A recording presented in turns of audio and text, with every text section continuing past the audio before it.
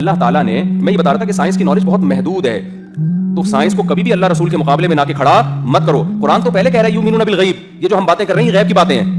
کیا مطلب؟ غیب کہتے ہیں جو ہمارے حواس سے ٹریس نہ ہو سکے, جو حواس میں آ ہی نہ سکیں, یعنی سائنس وہاں تک پہنچ ہی نہ سکے. اب سوال پیدا ہوتا ہے جب سائنس پہنچ نہیں سکتی تو ہم ان کو مانے کیوں, ہم پھر یقین کیوں کریں؟ اگر ہوائی باتوں پہ ہم نے یقین کرنا ہے بغیر دلیل کے تو ہندو بھی تو ایک کانسیپٹ دیتے ہیں کہ 7 جنم ہوتے ہیں, ہو سکتا ہے وہ صحیح کہہ رہے ہوں. پھر کیا خیال ہے بھائی ہندو بھی کبھی تو ایک کانسیپٹ ہے نا کہ 7 جنم ہوتے ہیں, آپ مرتے ہو تو پھر آپ کی روح فلان میں چلی جاتی ہے, فلان میں چلی جاتی ہے. سکھوں کا الگ کانسیپٹ ہے, یہود عیسائی اور اسلام کا ایک ہی کانسیپٹ ہے اس بارے میں. تو خوب سمجھ لیں کہ جب آپ حواس کے ذریعے کوئی چیز معلوم نہیں کر سکتے تو نالج حاصل کرنے کا آپ کے پاس ایک طریقہ رہ جاتا ہے, وہ ہے خبر, نیوز. تو نیوز اگر دینے والا سچا آدمی ہے, اس کے سچے ہونے پر دلائل قائم ہو جائیں تو سائنسدان بھی اس کی بات کو مانتا ہے, حالانکہ سائنس اس کی پہنچ تک وہاں تک نہیں پہنچ سکتی, پھر بھی سائنسدان بھی مانے گا اس کو.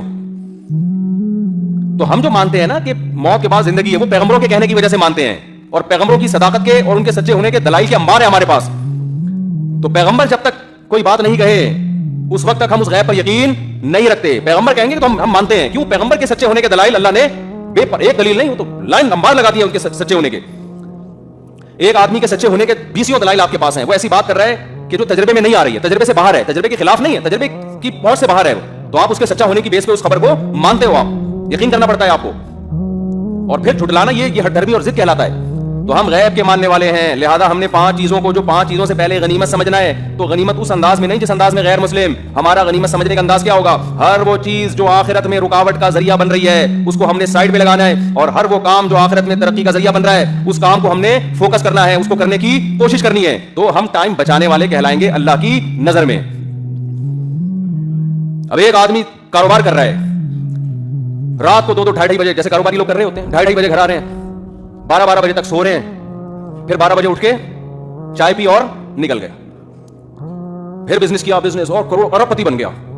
ہو سکتا ہے اس کو ورک شاپس میں بلائے, اس کو موٹیویشن اسپیکر اپنے پروگرام میں بلائیں کہ ماشاءاللہ اسٹرگل کے نتیجے میں آج یہ یہاں تک پہنچا ہے, یہ ٹائم. جناب آپ کی کامیابی کا راز کیا؟ کہ جی میری کامیابی کا راز یہ کہ میں ٹائم ویسٹ نہیں کرتا, میں اٹھتا ہوں اور اٹھتے ہی چلا جاتا ہوں آفس, اور موبائل بند رکھتا ہوں 24 گھنٹے, اور اپنے کام کو فوکس, موبائل استعمال بھی اتنا ہی کرتا ہوں جتنا کاروبار میں مجھے استعمال کرنا پڑے.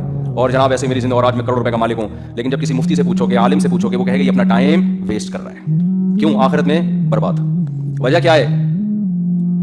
کہ اس کی لائف سنت کے مطابق نہیں. ہمارے نبی سے زیادہ ویژن کس کا بڑا ہوگا بھائی؟ ہمارے نبی اپنے گھر والوں کو بھی وقت دیا کرتے تھے. ان لنفسک علیک حقا, فرمایا تمہاری جان کا بھی تم پر حق ہے, اپنی صحت کو بھی ٹائم دینا پڑے گا آپ کو. ایسے ایسے کماؤ پوت میں نے دیکھے ہیں, کولیسٹرول کے ڈبے بن چکے ہیں. وہ گھی کا ڈبہ دیکھا ہے آپ نے؟ گھی کا ڈبہ نظر آئے, دور سے چلتے ہوئے آ رہے ہیں, کروڑوں روپے کما لیے, نہ صحت کی طرف توجہ, نہ ورزش, نہ ایکسرسائز, نہ کھانے پینے پہ کنٹرول, نہ بیوی بچوں کی توجہ. بچے باغی ہو گئے, کمانے میں ایسے لگے ہوئے ہیں, بچے باغی ہو گئے باپ کے, کیونکہ بچپن میں باپ نے ان کو محبت ہی نہیں دی, ٹائم ہی نہیں دیا. بچہ دیکھو, جو بچے کو ٹائم دیتا ہے نا, بچہ اسی کو مانتا ہے. بچہ یہ ڈاکومنٹیشن کو نہیں مانتا. اب ڈاکومنٹس میں لکھا ہوا ہے یہ اماں ہے, لیکن پال پڑوسن رہی ہے اس کو, تو بچہ کس کی گود میں جائے گا؟ پڑوسن کی گود میں جائے گا. آپ اس کو بتائیں, یا بچے کو محبت دے رہا ہے ماموں, فرض کر لو, ہر وقت اس کو گود میں اٹھاتے ہیں ماموں بچے کے, اور اس کو شاپنگ کرانے لے جاتے ہیں, پارک میں لے کے جاتے ہیں. ابا کے پاس ٹائم ہی نہیں ہے نا. اب جب ایک دن ماموں نے گود میں لیا اور ابا نے بھی پکارا, تو بچہ گیا کس کی طرف جائے گا؟ کہاں؟ ماموں. اب آپ اس کو نادرا کا سرٹیفکیٹ دکھا رہے ہیں بچے کو, دیکھو ڈاکومنٹیشن میں بیٹا فادر میں لکھا ہوا ہوں, وسیم بن, میں وسیم, میں ستار, دیکھو بیٹا. بیٹا مانے گا؟ کیا ہو گیا بھائی؟ یہ آج لوگ شکایت کر رہے تھے ہمارے بچے باغی ہو گئے, ہم سے بات ہی نہیں کرتے, پوچھتے ہی نہیں ہے, ساری توجہ ماں کی طرف ہے, ہمیں لفٹ ہی نہیں کرا رہے.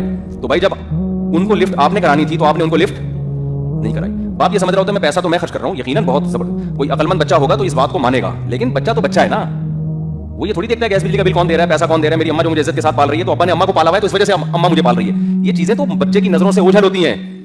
اصل میں تو یہ ہے کہ وہ دیکھ رہا ہوتا ہے کہ کون قریب ہے میرے. تو آپ بچوں کو ٹائم اگر نہیں دیتے, گھر میں ان کو پیار نہیں کرتے, آپ پڑھائی میں لگے ہوئے ہیں, آپ کاروبار میں لگے ہوئے ہیں, تو آپ اللہ کی نظر میں بھی ناکام ہو میرے بھائی. اور یہ بڑھاپے میں یہ چیزیں پھر آپ کو ستائیں گی, تنگ کریں گی. آپ اگر آپ کی جاب اس ٹائپ کی ہے نا کہ آپ کو پاس ٹائم ہی نہیں ہے, تو ہفتے میں اس کی پھر تلافی کیا کرو. پورا ہفتہ ٹائم نہیں ہے تو ہفتے میں ایک دن زیادہ ٹائم دے دو ان کو. پھر آپ کے پاس اللہ کے لیے ٹائم ہی نہیں ہے, نماز آپ ضائع کر رہے ہو تجارت میں, تو دنیا تو آپ کو کہے گی کہ آپ ماشاءاللہ بڑے کامیاب آدمی, آپ نے اتنا اچھا بزنس کیا. اللہ کیا کہے گا؟ یہ وہ لوگ ہیں جن کی کوششیں ضائع ہو رہی ہے اور وہ یہ سمجھ رہے ہیں کہ وہ بہت اچھا کر رہے ہیں. نماز قضا کر کے میرے بھائی اگر کروڑوں اربوں روپے بھی آ جائیں تو سمجھ لو کہ آپ قارون سے آپ کی مناسبت اور زیادہ پکی ہو گئی ہے. تبھی حدیث میں آتا ہے, ایک روایت ہے کہ جو نماز چھوڑتے ہیں نا ان کا حشر قارون کے ساتھ ہوگا. اس کی لاجک بھی علماء یہ بیان کرتے ہیں کہ قارون بھی پیسہ کمانے میں مست تھا اور آپ بھی پیسہ کمانے میں مست ہو, نماز روزے کی پرواہ نہیں ہے آپ کو, تو ایک ہی جیسے ہو گئے نا دونوں. اس نے زیادہ کما لیا, آپ के पास इतने वसाइल है नहीं, वरना आप भी वहां तक पहुंच जाते। तो हदीस में जो आता है ना, 5 चीजों को 5 चीजों से पहले गनीमत समझो, तो गनीमत हमने उस अंदाज में समझना है जिस अंदाज में कुरान ने हमें गनीमत समझने का हुक्म दिया है। उसको फोकस करेंगे, थोड़ी मेहनत में ज्यादा मिल जाएगा। उसको हटा के अगर ज्यादा मेहनत कर ली तो ज्यादा में भी कुछ नहीं मिलेगा आपको। समझते?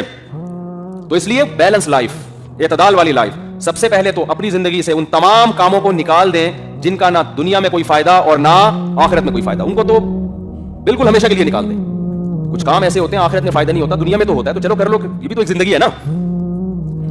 बल्कि 4 किस्म के काम है। कुछ काम ऐसे हैं जिनका दुनिया में भी नुकसान, आखिरत में भी नुकसान, उनको तो करीब, वो तो टाइम वेस्टिंग ही है, वक्त जाया करना ही है। वो कौन से काम है? शराब पीना, नशा करना, गुटखे खाना। इनमें क्यों टाइम वेस्ट कर रहे हो भाई? ना इसका दुनिया में ये तो फायदा नहीं, नुकसान है उल्टा, और आखिरत में भी क्या है? वो तो है ही नुकसान।